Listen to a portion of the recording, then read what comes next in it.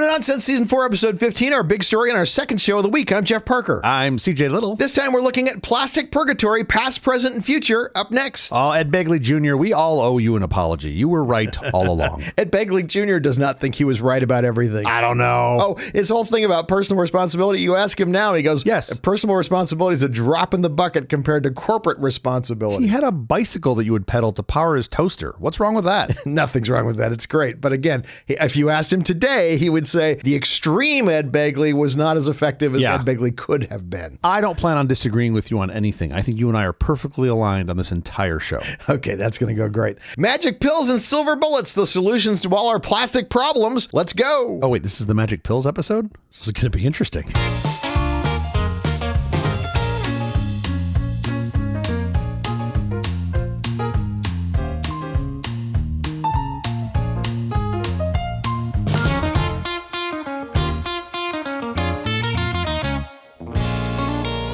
Plastic is the alchemy of the modern age. By rearranging simple carbon chains, we've created a material that is virtually indestructible, incredibly light, and infinitely versatile. It's the silent engine of the 21st century. Before synthetic polymers, we were stripping the earth of ivory and silk. Plastics democratized the quality of life, turning once scarce luxuries into everyday essentials. In medicine, the miracle is literal. Sterile syringes, blood bags, and heart valves have extended human life expectancy by decades. The genius of plastic lies in its efficiency. Its featherweight profile slashes fuel emissions and global transport. It defies corrosion, protecting everything from underground fiber optic cables to your food in the pantry. From the 3D printed prosthetic to the insulation keeping your home warm, plastic is the scaffolding of human progress. It was the AI of the 1800s. Yes, it was. Everyone was worried about plastic disrupting their jobs. It's a material designed to last forever. And while that poses a waste challenge, it also represents the ultimate triumph of engineering over nature's limitations. Forever plastics do, however, have a drawback. They're slowly killing much of life on Earth. Did all the plastics get together and be like, all right, I got a plan. Okay, you know how Voltron would assemble from like 5 other pieces? We're going to do the opposite. We're going to break down into billions of pieces and then just slowly contaminate everything. This will blow your mind. Yeah. Every human on the face of the earth, every adult, has roughly 7 grams of nanoplastics in our brains. That is about the size of a plastic spoon, just in your brain of plastic. Oh, that's where I put that. I've been looking for that spoon. This, by the way, is terrible. Plastics? I'm not going to pretend that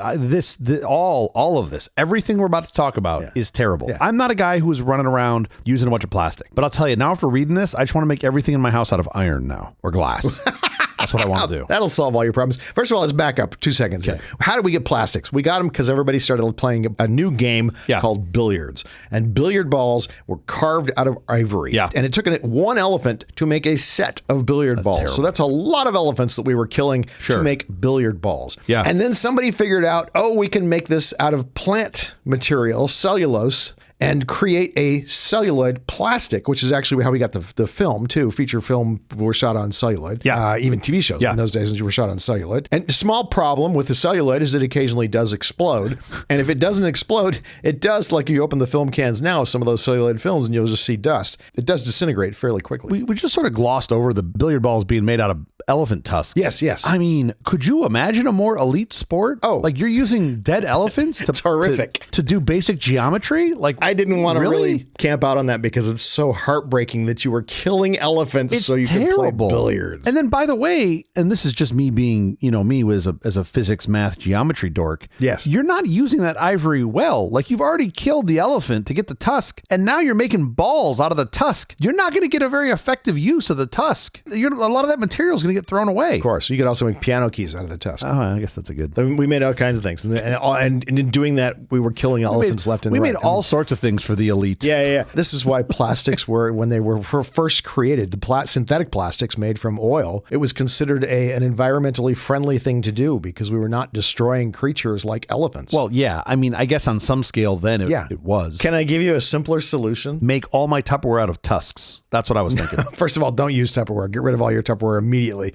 and go to glass. Okay. And we can explain why in a second if you're actually interested. Yes. And by the way, they make wonderful bamboo lids for those glass things, so you're not even using plastic lids. You don't want to touch the plastic. You literally sound like Ed Begley Jr. You're Jeff Parker Jr. is what you are. You do not want to eat anything that's been cooked in plastic. Do not cook in plastic. It's a terrible idea. You do not want to store water in plastic. The fact that I drink out of a bottle that I buy at the Mamba Center for my water, and it's how long has that water been in that plastic bottle? Don't they have the aluminum ones there now, like the beer? No, they water? don't. They actually, Really? I'm going to give this one to the Intuit Center. That's exactly what they sell cool. at the Intuit Center, and it's a much better choice. Yeah. But enough of this. The solution to the whole plastic problem, I'm going to give it to you very quickly. Great. Use less methane.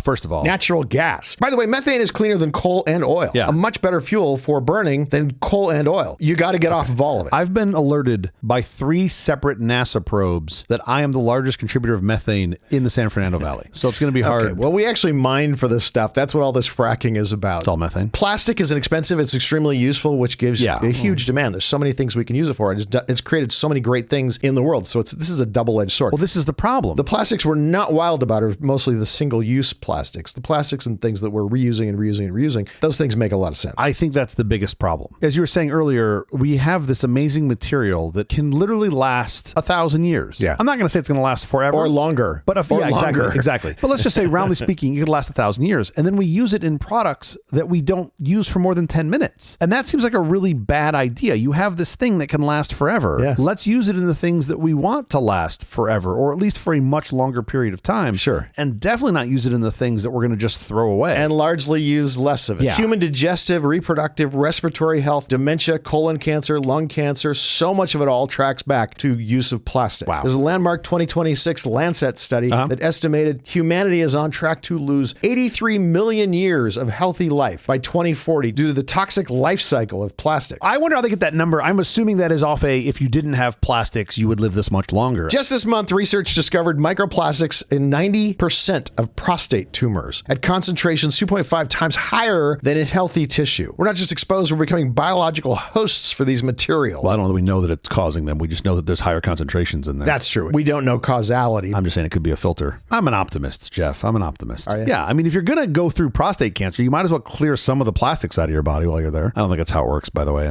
Just to be clear, I'm being facetious. In the last year, we found microplastics in such unlikely places as arterial plaque, testicles, and Antarctica. Of those 3 things, at least one doesn't belong. Arterial plaques, testicles, and then you throw in Antarctica. Where you shouldn't be finding plastics. You should not be finding microplastics in Antarctica. And we are. Yeah. Methane is the problem. Let me explain why the problem is methane. Talking about plastics. Yeah. You know why the problem is methane, though? The plastics are made out of the methane? No. Oh. No. When you mine for methane, what you get at the same time, there's no avoiding it, is ethane, which are 2 methanes stuck together. There's not much you can do about it. You get ethane. Ethane we sell for less than $2 a barrel in most cases because we just want to get rid of it. Ethane becomes ethylene. Ethylene becomes polyethylene, which becomes plastic, PET plastic. That's how we get it. That's old soda bottles. That's what they're made of. This is the problem. You have a very cheap source. It's a byproduct of this other. You can't possibly recycle plastic as cheaply as you can, as you can buy it virgin plastic. Because you're buying a byproduct, right? You're right. You're already mining for the methane. You're already trying to get the methane out of the earth. And here's the problem. You can do many things with ethylene. You can flare it, which is what most refineries are doing. You'll see those giant flares. They're just burning it off. And it just turns into carbon dioxide. We need more of that. The federal government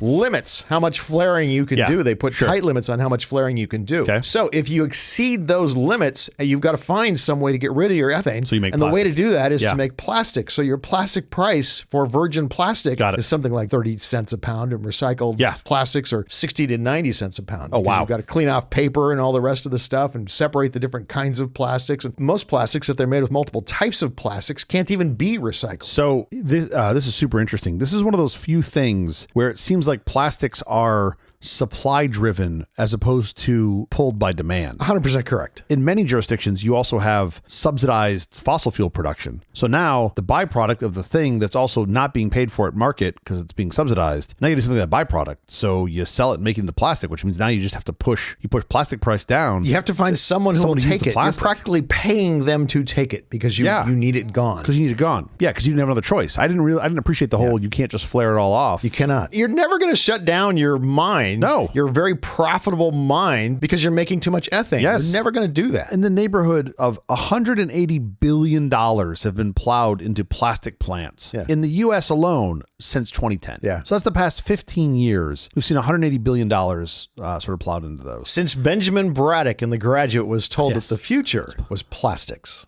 One of the great lines in film. I should think about it. Am I going to think about it? Yes, I'm going to think about it. And the plastic we have now is certainly unlike the plastics that we first sort of came up with, right? The early plastics were plant-based. As you said earlier, trying to save the elephants and save the turtles because we were killing turtles for tortoise shells and using those. Correct. But they were plant-based, right? They were mainly plant-based. It's when we started going after the oil that we figured out, oh, wait, there's a byproduct here that we can use. So I don't want to compare today's plastics to the origin plastics because they're two very different things, which you pointed out earlier. Yeah. But man, the amount of stuff that we make and then don't continue to use. Oh. And so much of it is good and important, but the myth is in recycling. Yeah. We expect that the petrochemicals used in these plastics are going to be the largest single driver of oil demand for decades to come. Yeah. I think in 2019, the UN estimated that plastics generated about 1.8 billion tons of greenhouse gas emissions, which is like almost 3.5% of total global emissions. That's just making plastic. Of where we're at right now, at least worldwide, there's very little regulation around this, right? We've got in the US, I don't suspect we're going to see any regulation of plastics under the Trump administration. That's just not going to happen. No, because they're so pro oil and gas. Well, wider aperture, most of those environmental regulations are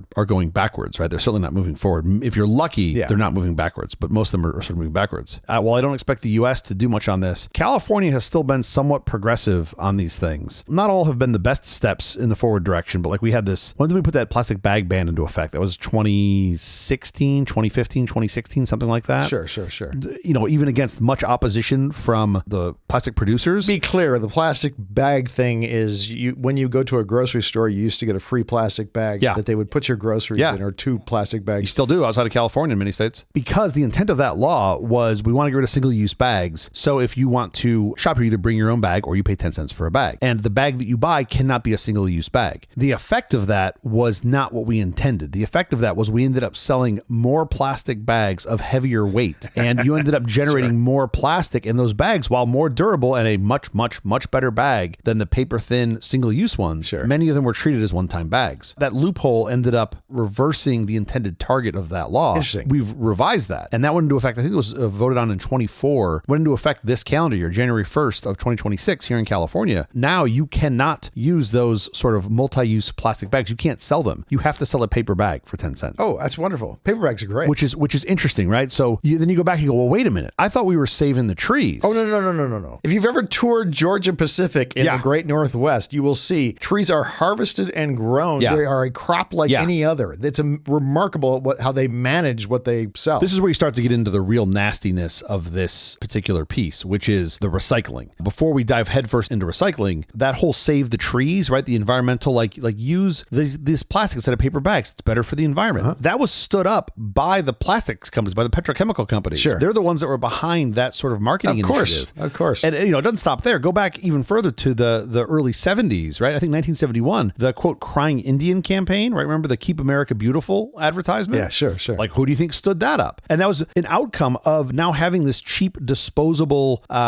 product, plastic bags, plastic wrappers, things like that you didn't have 20 years before. Sure. And now all that crap was floating around as litter. You just had far less litter before. Now you have stuff that's going to last forever. So the strategy there was sort of two-pronged. One was, let's push it onto the people as opposed to the manufacturers. Let's push it onto the individual and be like, you're not doing a good job. Of course. You have to recycle this. You're the one that's not throwing this out. You're the one who's littering. That's the problem, right? So we went from manufacturers taking ownership on that to pushing it to the consumer. But they knew then, the folks that ran these sort of, I'll call them arms of petrochemical companies, the recycling companies, they knew then that it wasn't going to be viable to recycle of course. These products. And they knew many of them didn't even have a path to recycling at any price. You just couldn't do it. Of course. You really don't want to believe that, right? As a guy who is proud of himself when he fills up his blue recycling bin and my trash bin has almost nothing in it. And then I'm like, yeah, but I think all this crap just goes into the same place at the end of the day anyway. Depends what it is. PET and HDPE are different types of plastics, and they're both recyclable. So you are doing a good thing when you are recycling those things. Now, when they mix together those types of plastics, the product is completely not recyclable. Oh, yeah. And the industry has known this for 50 years. It's even worse than that. Like you talk about PET. So PET is like the common plastic you'll see like in bottles, water bottles, soda bottles, things like that. If it's clear, you can likely get a market to recycle it. It's relatively, I'm not going to say simple, but it's possible to recycle it. When you tint it. As soon as you tint it, now it's basically trash because you can't get the tint out. Yeah. So every Mountain Dew bottle, or I don't know what color they, like those are green, whatever. Right. If it's dyed, like there's almost guaranteed no recyclable market for it because the extra cost to get that tint out does not make it worth it. Right. But you also don't get you can't recycle these things very many times because the plastic degrades, not just from use, normally UV. No, from impurity in the plastic. But also just when you break it down, the long polymer chains are shortened by thermal oxidative degradation. Mm-hmm. So you're getting a material that is weaker and more brittle than the original. So it might have a second or third life, but you're ending up at a point where it's got to go away. It's not as good as virgin plastic. But plus, if you add in what you pointed out earlier, the virgin plastic is just cheaper. So much because the cheaper. byproduct. Yep. That's problematic. Now, contrast this, by the way, and something I didn't know, to aluminum. Aluminum, you can basically recycle it forever. Aluminum is just stored energy. So aluminum you can keep recycling. And there's something else about aluminum that I didn't know. Recycling aluminum is something like 95% more efficient than making raw aluminum. Yes, because it takes so much energy to make aluminum. I had no idea. Oh, I see what you're saying. Now, look, I figured that out all on my own. As opposed to making aluminum from the raw, bauxite ore, right. You can recycle it with much less energy. So aluminum is this lovely product that you can just sort of keep going. Yeah. Glass also is kind of fascinating because glass effectively is the exact same after you reuse it, after you recycle it. Oh, for sure. Than it was before. So you can effectively recycle it forever. And if you don't recycle it, it will turn back into the sand that you got it from. Exactly. It's chemically inert. Glass is kind of the wonder product. Glass is fabulous. Just turns out it's a little brittle, and that's part of the problem. Although having dropped some of the Tupperware equivalent, the Rubbermaid equivalent glass things, yeah. And I watched them bounce 3 or 4 times. And I'm like, wow, that's pretty impressive. Typically on the 5th bounce, it does break, but I got 2 or 3 bounces before it broke. That's pretty cool. Like, I don't know how they're doing that. I did not appreciate that, one, that so much of this stuff can't be recycled. 2, you have virgin product that is much, much cheaper to use because it's a byproduct of some other process that they need to get rid of. So like that doesn't help you on the recycling side. Nobody is drilling for ethylene. Yeah, exactly. People only drill for methane. And they just happen to get that. But so that part didn't really, I mean, it kind of surprised me, but it didn't really push me as far back as I thought. What did push me back is realize, the industry has known about this since the 70s, that there was That's no like smoking. recycling. It's kind of like smoking. They knew that smoking right? was causing cancer and they kept their mouths shut. Now, I don't think they knew in the 70s that nanoplastics and giant floating garbage patches were going to be things, but they knew that their plan for this was not feasible and was not going to work. They knew that mixing plastics made them unrecyclable. But even many of these plastics aren't recyclable to begin with. Like, forget about mixing. Even before you get into mixing, so many of them have no way to recycle. And even the best case ones that you can recycle, you can only recycle a couple times. Yeah. You're putting stuff into the universe now that is going to live for very long. You want its utilitarian life to be long. I think that's really where I've started to reframe this in my own mind. Of like, having plastic on your car, I think is generally okay. You're going to keep that car for 8 years. Someone else is going to buy it from you for 8 years. You're going to get a lot of value out of that. Yeah. But then when I look at like plastic containers, and this is part of why personally myself and my family, I really dislike getting takeout from anywhere, especially like any fast food place. The amount of garbage you generate blows my mind. Also, you don't want to eat the hot food that came out of the plastic container. Yeah. Plastic containers and anything hot, especially if you're throwing that thing in your microwave, that's a bad idea. But even just the fact that it was hot food that they put into a plastic container, now you're getting all kinds of leaching of things into the food. Is it as bad as when we were ingesting lead? No, it does not appear to be. Yeah. But long term, it's going to cause all sorts of health problems. And I think they also did a wonderful job, they being the industry that makes this stuff, of getting folks like myself and I think most others to conflate plastic with all the other stuff that you actually can recycle well. Yeah. Cardboard, paper, glass, wood. We talked about aluminum cans earlier, wood. Sure. Things that you have a nice viable home for. You might not be getting 100%, but you're getting a significant chunk out of. And plastic is just nowhere near that. The vast majority of the stuff ends up in a landfill or maybe incinerated. People think a lot of it ends up in the Great Pacific Garbage Patch. That's interesting. And it doesn't. The vast majority of it ends up in a hole somewhere. Yeah. That's really what happens. It ends up in a landfill somewhere. But that's coastal garbage. That's if you're talking about plastic that's ending up in the ocean, most of it is coming from mismanaged waste sites. Yeah. But the Great Garbage Patch, which is in the Pacific Ocean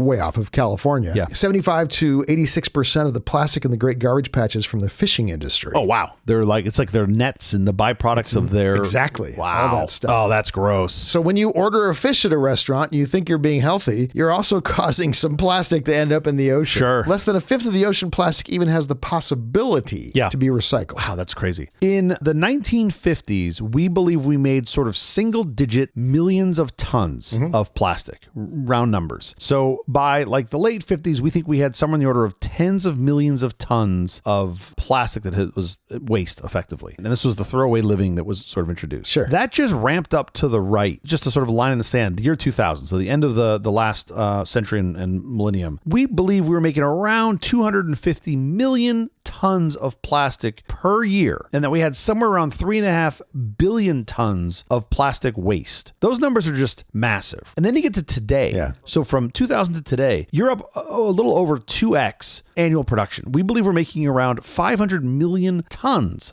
mind you, of plastic a year, and that we're somewhere in the neighborhood of 10 billion tons of plastic floating in the ocean or stored in the ground or whatever. Massive. And then you look forward, you go, in the next 25 years, by 2050, we expect we're making over 1 billion tons of plastic a year and something like 30 billion tons stored. So the numbers are massive. Our plastic use is set to triple by 2060. But listen to these numbers are nuts, because we think that plastic particles are somewhere between 7 to 30 times more concentrated in our brain tissue than in like our liver or our kidneys. Yeah, sure. And the numbers are not small. Like you're talking about like the brain in general. We think there's somewhere around 5,000 micrograms of plastic per gram of brain matter. That's a lot. Yeah, sure. That's concerning. It's a spoon. You got a spoon in your brain. But listen to this, brains with dementia, those brains, 5x, at least 5x. We've seen in some cases 10x higher. Again, we have not proven causality. Yes, we've not proven causality, but have noticed this observation. This could be, like you mentioned, prostate tumors earlier, human blood. We see up to like 12 micrograms per milliliter in human blood, and that was in 80% of the tested subjects. Yeah. Now, you don't know if that's a full representation of the planet or of the country or whatnot, but like that's still a lot of people that have plastics in their blood. Sure. We have a lot more that we can do and a lot more to think about. Personally, I try to just not use as much plastic. What you need really are recycling incentives. You need to tax the use of plastics at the corporate level. Yeah. If you're making plastics, you're selling plastics, you should pay a large tax. Yeah. You should give big tax breaks to people who are recycling or using other materials. Or using other materials, yeah. You should incentivize these changes, or you won't get any changes. You should write a huge tax on garment makers who are using mixed plastics in making garments, because they're making the garments completely unrecyclable. Unrecyclable, and you know, those garments don't last very long because of looks or size or wear or whatever. One of the biggest contributors to microplastics in the environment, tires. Tires? Tires. Really? Roughly 9% of all pollution going into the ocean is from tires. But it's not plastic though, right? I guess no, it's a synthetic. Tires, okay. It's plastic. It's plastic. Absolutely. Interesting. If you've ever washed a car yourself, and I know you never have, you are constantly shedding parts of your tires every time you drive anywhere. Yeah. We thought tires would be the biggest. We originally thought textiles would be the biggest. No. Wow. Tires we thought would be the biggest. Oh my gosh, they're huge. No. Even bigger. Paint. Because you've got a polymer in there to make it like a shell. Paint is likely this largest source of microplastics leakage into our oceans. 40% of paint ends up in our environment. 37% of our paint is plastic polymers. The paint one seems like, at least going forward, that should be solvable. You could certainly ban the use of plastic polymers in paint. By the way, you know what it replaced? Lead paint. Lead. Yeah. Let's go back to lead. At least it was a more local problem. Although probably not, because all that lead probably gets leached back into the water table. We just continue to prioritize these short-term profits. The deal we give the oil companies. You can sell this product that is so environmentally unfriendly and not pay any of the costs of the cleanups or the problems or the health bills for what the problems you are going to cause. I'm a member of a subreddit called Buy It for Life, which is awesome because they just talk about products that they buy that are intended to last a lifetime. And I love that because I really dislike the throwaway culture, especially when it comes to like tools and products and things. I want to buy something that's durable and made well. It can be a lot easier to get off of plastics when you look into all the medical problems that they're causing you. I feel like that's another whole show just on that. Not as obvious as lead. Again, you're not going to get rid of it as quick as lead because it's just not as obvious. But wow. I mean, that's the problem. It doesn't happen as fast, right? It doesn't happen as fast. So you're just like, well, I'm fine. You will very quickly start putting your food into glass containers with bamboo lids. We've been buying glass containers, that's for sure. All right, we have to get out of here, but quickly before we do, have you seen or read anything good this last week? I have. This is awesome. Yeah. Kelly Boesch and her AI art. It is one of, if not the coolest thing I have seen in the last several months. That's a high bar. She's described as standing at the vanguard of AI-driven visual storytelling. Kelly Boesch is an AI visual innovator, blending 2 decades of design expertise from IMAX and abstract painting with cutting-edge technology. A pioneer in developing a new visual language, her visually arresting content has captivated over 1.5 million followers. She generates over 60 million views per month across all of her platforms. Okay, cool. Kind of massive.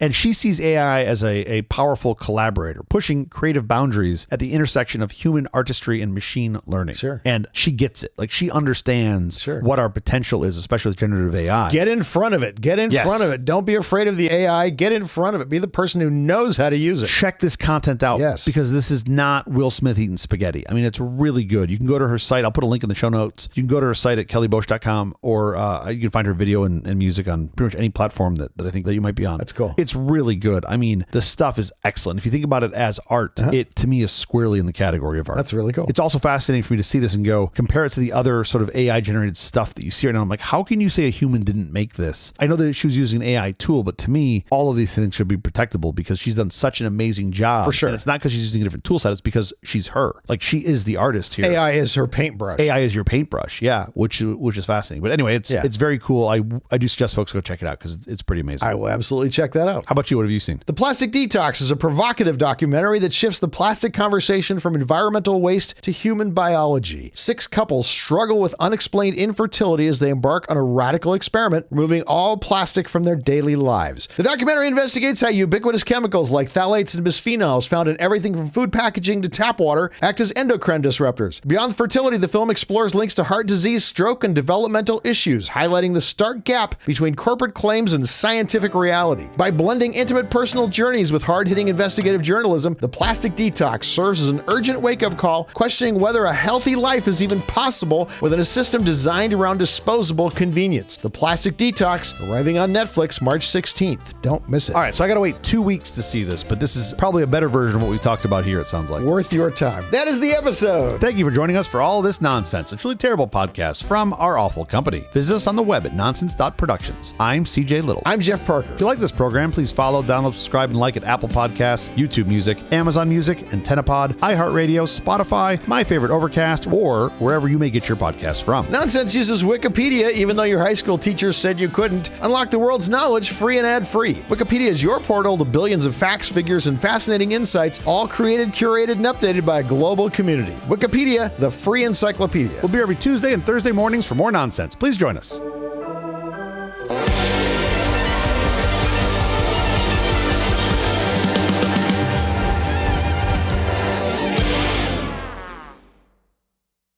I mean, wood's an amazing product. If you invented wood today in a lab, you would be a god. People would be blown away. This semi-lightweight stuff that's really strong. You mean like in a world where wood didn't exist, right? I feel like if you came with a wood in a lab right now, nobody would be impressed. They'd just be like, oh, good job. Yeah, they'd yawn. Like, how'd you do it? Course. I take this seed and I put it in this dirt and then I water it. And then I invented wood. It's like, well, sort of. No, if we didn't have wood and you invented wood, you would be the king of it, of all inventors. It's so useful. So many things we can do with it. We're all just sitting at the club at the beach. Hey, what did Jeff over there do? Oh, he invented wood. Oh, really? He's the guy, huh? He's the guy, huh? Mr. Parker, pleasure to meet you. Love your work. The oak. Oh, I love the oak. Oak's one of my favorite. I really do. And you're just like smiling and nodding and like, sure. Like all your clothes are made out of wood. Like you're wearing like wood shoes. And you've got like wood shorts on. Clogs. Like, wow, he really dog foods that. He walks the walk.